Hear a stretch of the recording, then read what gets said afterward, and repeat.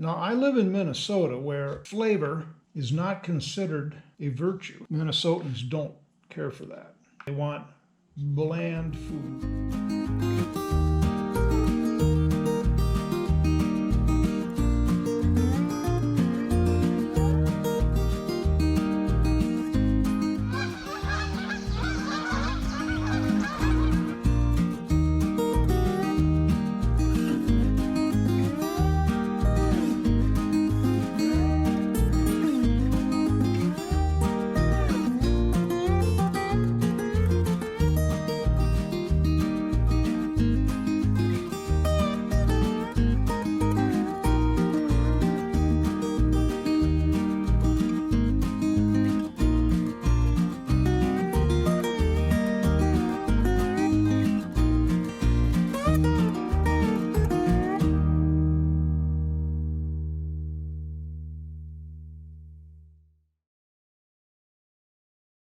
I'm gonna make egg salad.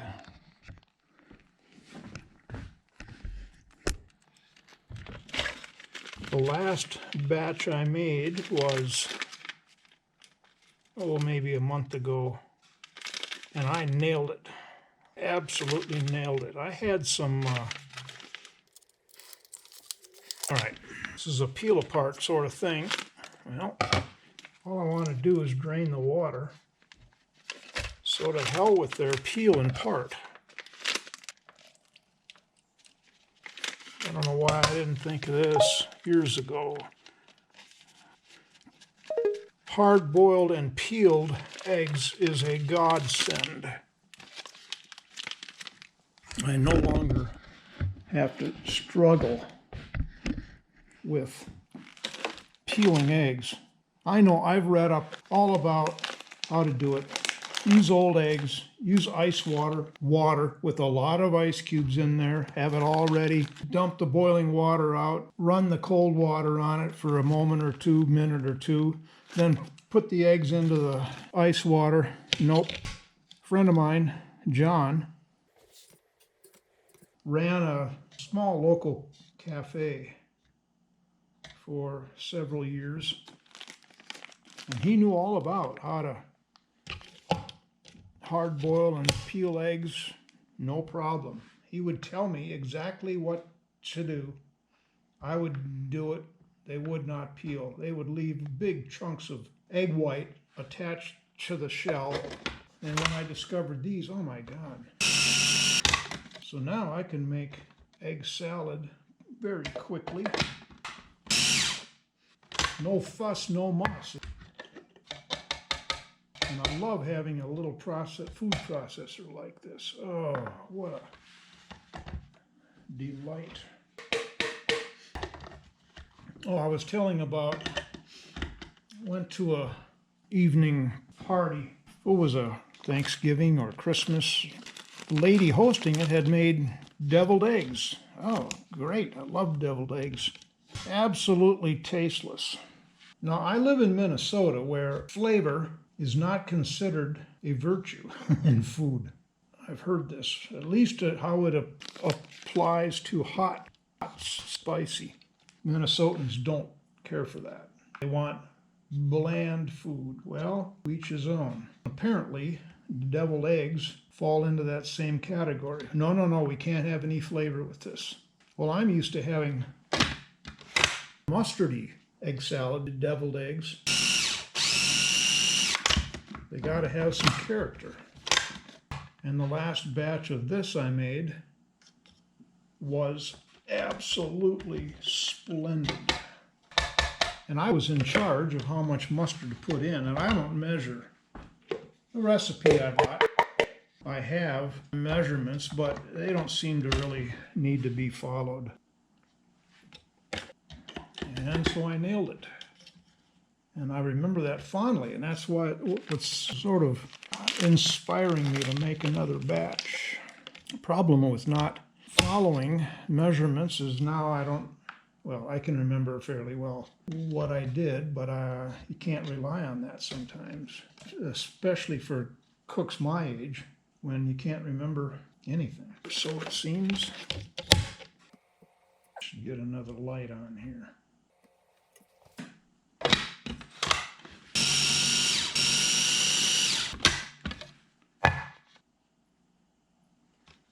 same one I put back in from last time. If I want to do too much, it'll get turned into a paste. Excellent. Well, I gotta find the recipe, at least to tell me what things to put in here. Well, oh, come on. I haven't come up with a better way to organize my disorganization. A lot of the recipes I've got on the computer, but once I print them off, they get lost in... Nope. Eggs foo young, that won't quite do it. Had this recipe for 25 years. Come on, where is my delicious egg salad for sandwiches? That's not the one I followed last time. Why do I have two different versions? Jeez. Well, where would I have put that? Oh my gosh. Every time I do this, I go into high annoyance. These things are not easy to work with, but I know where I put that damn thing. No, I don't know. Nope, gotta be in here.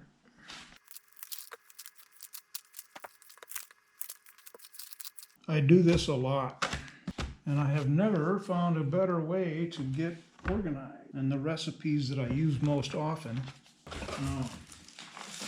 There we go. Better be in here. Chris's egg salad. Now, why are those back there? Anybody tell me?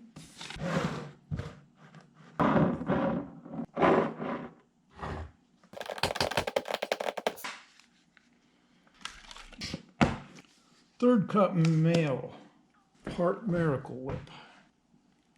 The hell is that? It's a seed. Thank God it's a seed. I was thinking for sure it was a... I don't know what that's for. I've never tried this, and I'm thinking, ooh. Well, it calls for a tablespoon prepared mustard, half Dijon, half yellow. But I like this. I'm going to put that in first. Yes, I know I say I don't measure, but this gets me in the ballpark.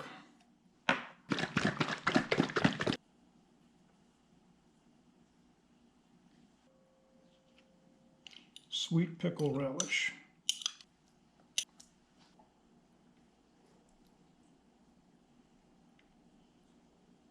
And we got half teaspoon each salt and pepper. And I have discovered that the salt is really important.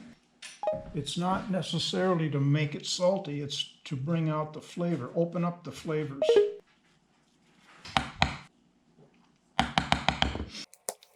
This is my lunch today. I haven't had anything to eat today, so I'm kind of, it's 2:45. What did I do? I did well. Oh, so that's good. That worked. A few episodes ago, I talked about that I had a batch of chocolate crunchies cooling in the fridge. And when I watched it after I had put the episode together, I thought, well, I need to show you chocolate crunchies. Chocolate crunchies are my childhood absolute favorite. My mother would make a batch and send me off to second grade school. The metal tin, cookie tin with a recipe of chocolate crunchies to share with the classmates on my birthday. So I've grown up with those, and we're going to make a batch today. What I've got pre-assembled here is a cup and a half of flour, 2 teaspoons of baking powder, 1 teaspoon of salt. They're already sifted together.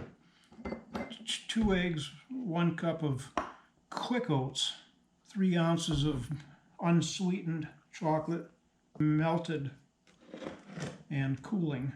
It won't cool that much, it doesn't need to. And 1 cup of shortening, and I think probably back in the olden days when Mom made it, it was 1 cup of Crisco, but I've changed the recipe, 1/2 cup of butter and 1/2 cup of Crisco. 2 cups of sugar. Duh. So I guess I had better put the oats back for now, or put them in a bowl.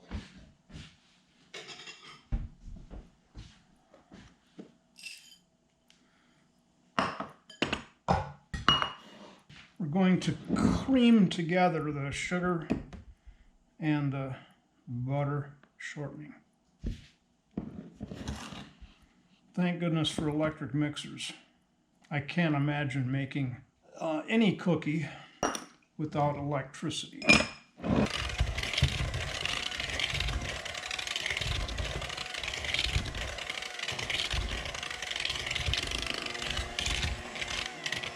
Then we add the chocolate.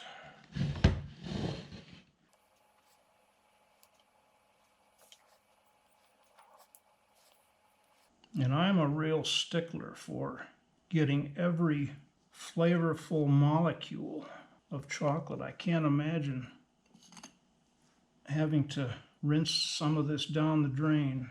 It does become rather tedious trying to get... You know, I'm wondering if before I added the vanilla to the mixing bowl, why don't I add it into here to help rinse? Now it's just a matter of, I can't get any more. I keep replacing more in the bowl than I'm putting into the bowl.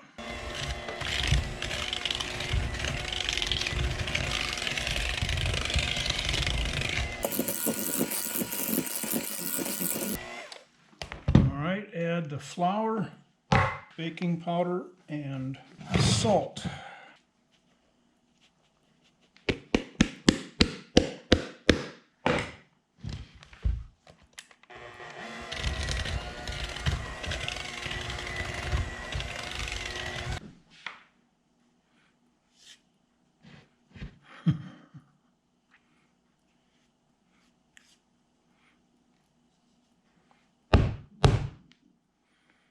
Oh well.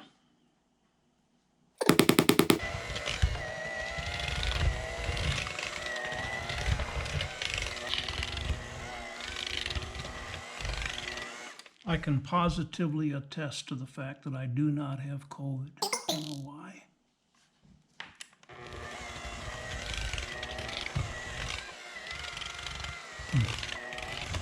I'm 7 years old again, sitting on the kitchen counter beside Mom when she's making these.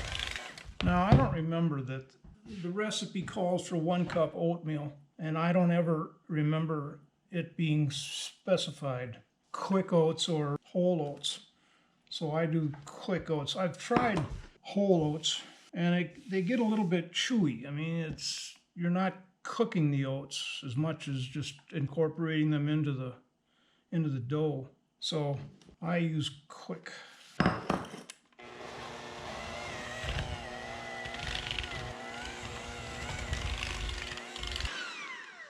There we are. Now, you got to chill for, not you, the dough. It calls for 2 hours. I've easily gotten by with hour and a half, hour, depends on how desperate you are. I like to do 2 layers. I'd like the plastic first because tin foil does not keep air out very well. It doesn't.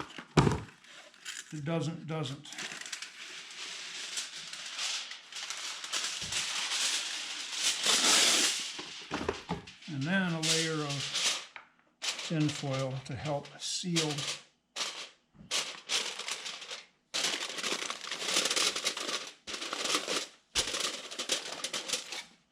Let me give you a real warning about these cookies. They really only are good after baking and after they have to cool for at least, oh God, 20 minutes to half an hour, or they're just going to fall apart. They need to be cooled. But gather you a group of 5, 6 people if you want. Fewer people, you'll get more cookies yourself. They're only good, really prime and perfect the first day. They dry out very quickly, even overnight. The next day, they're getting a little bit dried out. They taste fine, but they just don't have the wonderful crunchy texture. They're crunchy, but they're sort of crunchy all the way through, whereas the first day, and you can get them out of the oven after half an hour, they're a much more wonderful, soft, crunchy texture.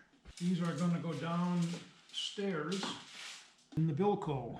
Let me take you down there and show you. No reason not to.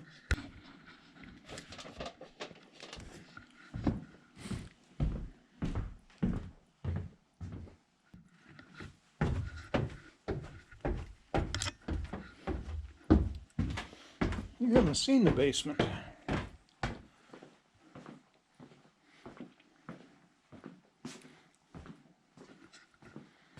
That's the machine room where that's the in-floor heating. That's fluty water heater.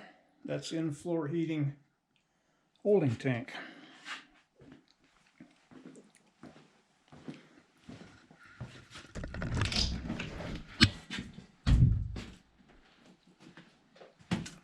Well, you can't see anything, but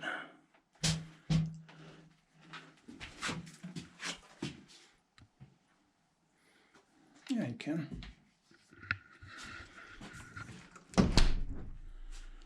And here's the basement and all its basement floor has in-floor heating too, but I don't think I would use it. I don't know.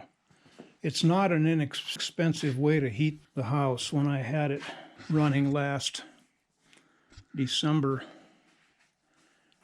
I ran just the bathroom zone. That was nice to go in there and have a little bit of a warm floor, just wonderful. But the rest of the house I heated with wood. And after heating just the bathroom with that, I got the first month's electric bill and said, nope. One of the problems is, you see that the holding tank I pointed out is constantly holding warm water. And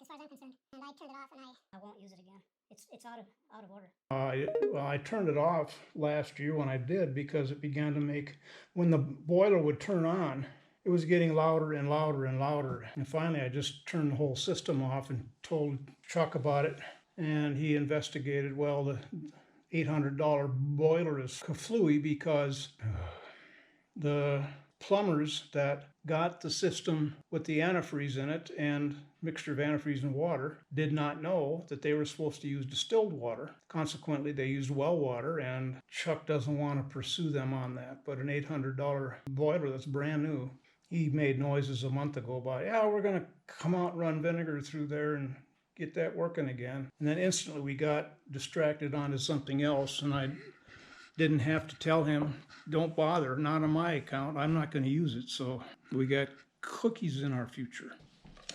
Okay, this has been chilling for an hour and a half.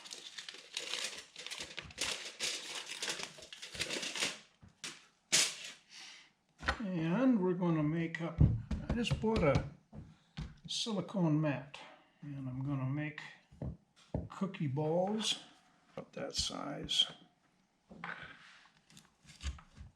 Yeah, this is nicely firmed up.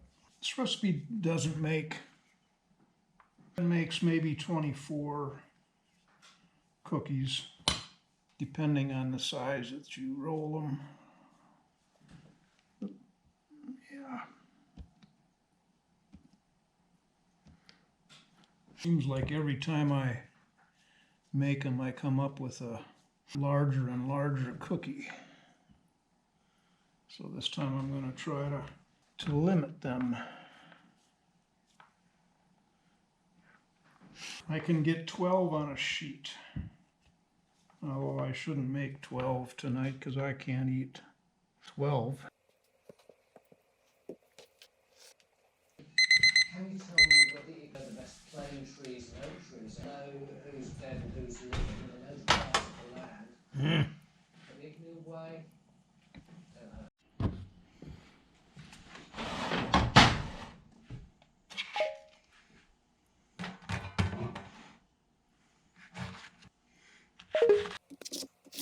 Silicone is very, very nice. Beautiful. They're still very, very fragile.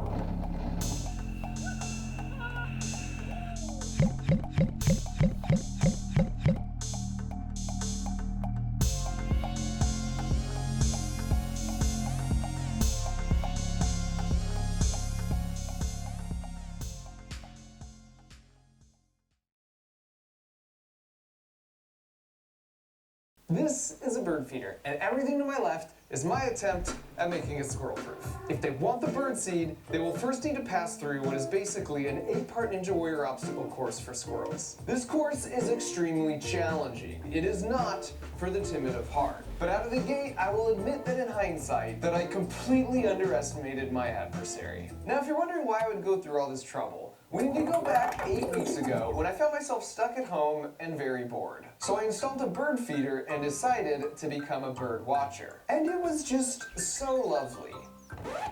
Until they showed up. Now luckily my bird feeder had a wire cage around it, big enough for the birds to slip inside, but small enough to prevent the squirrels from getting the food. And that worked really well until right here. For me, this was like the moment in Jurassic Park when they realized the velociraptors can open door handles. And once the door was open, it was clear this wasn't their first rodeo. They basically cleared this whole tube of birdseed by the end of the day. Mind you, this bird feeder was advertised as being squirrel-proof, so I bought another squirrel-proof bird feeder to replace it. It's got this outer cage suspended by some springs, and so if a bird comes and lands here, it doesn't weigh that much and it has access to the seeds. However, if a squirrel comes, it'll grab onto this cage, its weight will force the springs down, thereby preventing access to the seeds. I have no idea how the squirrels could possibly outsmart this, but let's see. And this one worked exactly as intended. You can see the birds love it, but when the squirrel comes along, the cage shifts down and now all the seed ports are covered up. Every time they tried, it was the same results. However, the next morning, this guy manages to unclip the springs that hold the cage up, which means the cage stays in the lowered position where it blocks all the seed openings. Problem with that is now they can get to the lid. But this bird feeder lid doesn't hinge open to give direct access, so he goes with a different tactic, where he now has access to all the birdseed he wants. And so I decided I would try one more bird feeder design. Okay. Wow. It almost feels intentional at this point. This one's supposed to work well because it's got this baffle, which is supposed to keep the squirrels from just coming straight down and getting to the seeds. And more importantly, there's no way for them to rip this off. We'll see. This one debuted to similar results.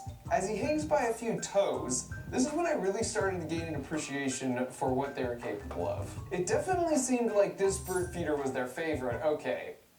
Yeah, they're flexing on me for sure. And at this point, a plan was forming in my head, but just to be thorough, I moved the post away from the fence, and I can't say I was surprised when they just climbed it. Nor was I surprised to see they could shimmy up and down a small metal pole, or even a large one for that matter. And whether they could climb a certain pole material was a moot point anyways because of this. Look at this! These guys are basically freaking rodent-sized Simone Biles. And on some level, this is what it felt like when someone stole a package from my porch that didn't belong to them, and I harnessed that indignation, spending a year designing the glitter bomb bait package. Hello. Complete with special fragrances. If I could design a package to deter thieves, could I design a bird feeder to deter squirrels? And so after a couple weeks of brainstorming, designing, and building with my buddy John, we put it all together in this 20-second build montage.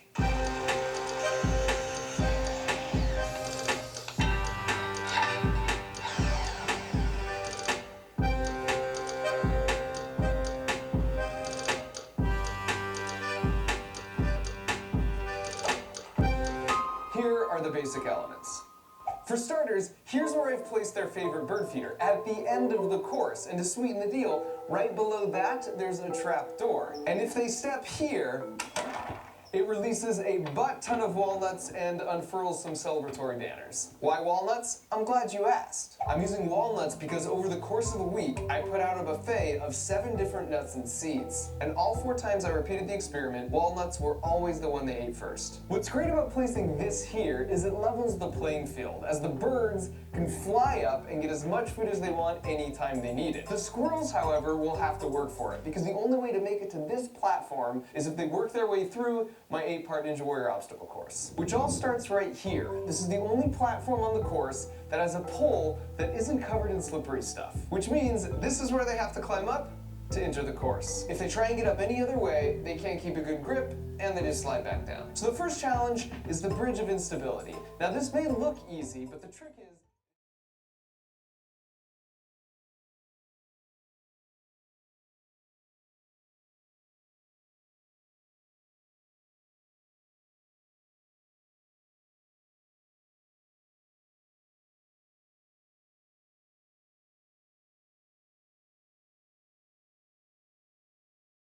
That's it for this time.